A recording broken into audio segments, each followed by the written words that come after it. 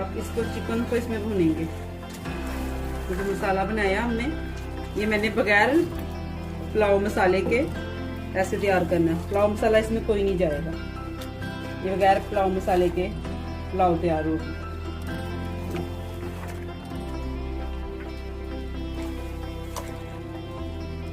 ये मेरा मसाला रेडी हो गया, ये देखो ये मसाला मेरा भुन गया पुलाव का।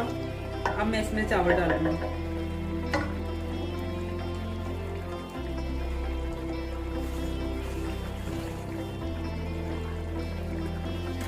चावल डालूंगी इसमें, ये मैंने 1 घंटा पहले भिगो दिए थे।